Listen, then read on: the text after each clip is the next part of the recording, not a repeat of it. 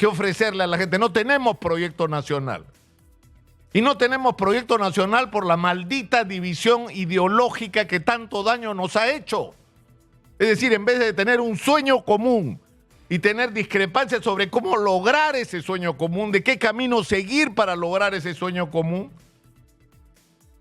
lo que tenemos son ni siquiera sueños, sino odios diferenciados. Yo quiero un futuro donde tú no estés. Aunque es cierto, esto nos lleva a la necesidad de tener otra reflexión sobre la necesidad de que en el Perú, es decir, no puede ser que tengamos otra vergüenza, que tenemos más de 40 pretendientes a la presidencia de la República, pero no tenemos un proyecto nacional, que es lo que nos hace falta, es lo que queremos hacer los próximos 50 años, a dónde queremos llegar. Que no nos pase lo que nos ha pasado la semana pasada. Que viene gente de las 21 economías de las más importantes del mundo y no tenemos qué decirles. Porque no tenemos un proyecto propio. Deberíamos recibirlo con los brazos abiertos y decir, en Chancay vamos a hacer esto, y ni siquiera hemos resuelto el problema del acceso a carretera. O traigan su plata para el turismo porque tenemos esta propuesta. No tenemos.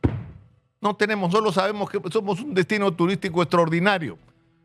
O traigan su dinero para invertir en agricultura porque tenemos esta ley. No tenemos. No tenemos que ofrecerle a la gente. No tenemos proyecto nacional. Y no tenemos proyecto nacional por la maldita división ideológica que tanto daño nos ha hecho. Es decir, en vez de tener un sueño común y tener discrepancias sobre cómo lograr ese sueño común, de qué camino seguir para lograr ese sueño común, lo que tenemos son ni siquiera sueños, sino odios diferenciados. Yo quiero un futuro donde tú no estés. Y eso le toca a la derecha y a la izquierda. Porque la derecha se imagina un futuro sin zurdos. Y la izquierda se imagina un futuro para el país sin derechistas. Eso es imposible. Exitosa. Tenemos que aprender a convivir respetándonos unos a otros, no agraviándonos unos a otros.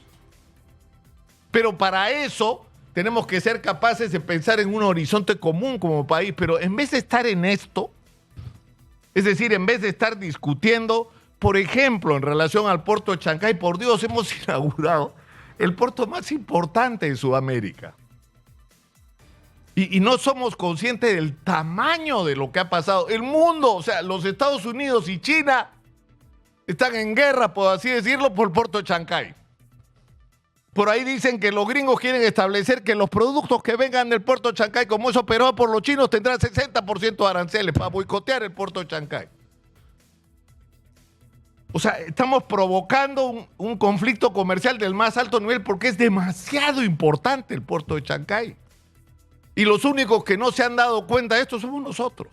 Porque como estamos ocupados en el Rolex de Dina, en los Waikis, en el cofre de la señora presidenta, en que quieren votar a Harvey Colchado, en que Marita Barreto, en que mejor que saquen a Richard Concepción Carguancho, entonces un abogado aprista, es decir, en eso estamos. Esa es la agenda nacional. Esa es la agenda nacional. Con un Congreso de la República, además es absolutamente paradójico lo que está ocurriendo.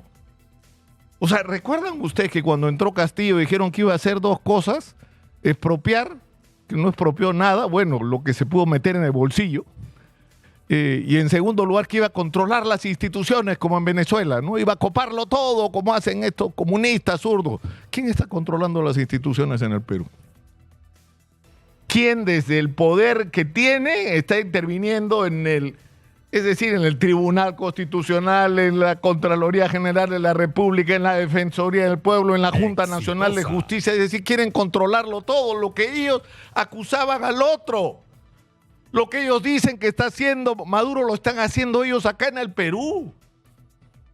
Pero la gran tragedia es que mientras todo esto ocurre en la escena de la política y en la agenda política, los grandes problemas del país no tienen respuesta. Y el más dramático de todos, porque ya hablar de Chancay, pues, es decir, ya debíamos tener declarada la zona económica especial con un área precisa, deberíamos tener nombrada una autoridad que gobierne de manera independiente y apolítica esta zona económica especial. Deberíamos tener reglas claras para ofrecer a los inversionistas que traigan su dinero, como eso que le para los pelos de punta a la gente del Ministerio de Economía, que es 0% impuesto a la renta. Ya deberíamos haber establecido cuáles son los rubros y áreas donde se deben producir las grandes inversiones para que el Perú se transforme a partir del puerto de Chancay. Es decir, deberíamos estar ya en otra cosa y todavía ya se inauguró el puerto y todavía no terminamos de aprobar la declaración de la zona económica especial.